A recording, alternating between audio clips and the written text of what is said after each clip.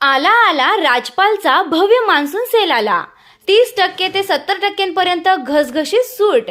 संपूर्ण कुटुंबाच्या खरेदीसाठी एकच ठिकाण. HM राजपाल, येवला रोड, कोपरगाव. कमी किंमत, उत्तम गुणवत्ता आणि विश्वासाची अखंड परंपरा. त्वरा करा, ऑफर मर्यादित कालावधीसाठीच. बहिणीचा शोध घेत असलेल्या एका महिलेचा विनयभंग करून तिला बळजबरीनं दुचाकीवर बसवण्याचा प्रयत्न केल्याप्रकरणी तसेच जातीवाचक शिवीगाळ करून तिच्या लज्जेस बाधा पोहोचविल्याप्रकरणी कोळपेवाडी येथील एका व्यक्तीविरुद्ध गुन्हा दाखल करण्यात आलाय. या घटनेमुळे परिसरात खळबळ उडाली आहे. पोलिसांकडून मिळालेल्या माहितीनुसार पीडित महिला तिच्या बहिणीचा शोध घेत असताना सुरेगाव येथील डॉक्टर बाबासाहेब आंबेडकर चौक परिसरात उभी होती.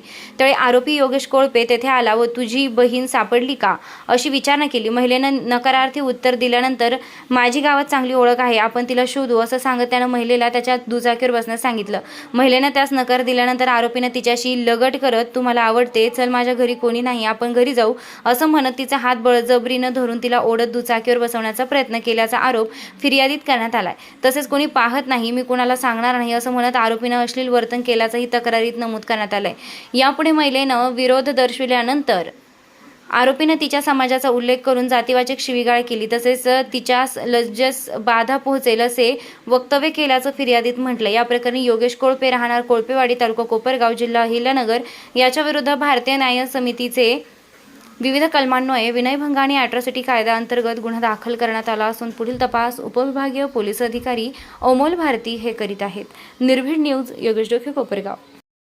कोपरगावची भन्नाट खाऊ गल्ली आता तुमच्या आवडीचे सर्व पदार्थ एकाच ठिकाणी. एकदम टेस्टी, एकदम फ्रेश. आता pizza, momos, ice cream, juice, pav bhaji, misal, cafe, dosa, dal baati, veg biryani, pani puri, Chinese सगळं एकाच ठिकाणी. टेस्ट एकदम जबरदस्त, क्वालिटी फुल ऑन आणि फॅमिलीसाठी बेस्ट व्यवस्था. आमचा पत्ता कॅनव्हास कॅफे, खाऊ गल्ली, निवारा कॉर्नर, कोपरगाव.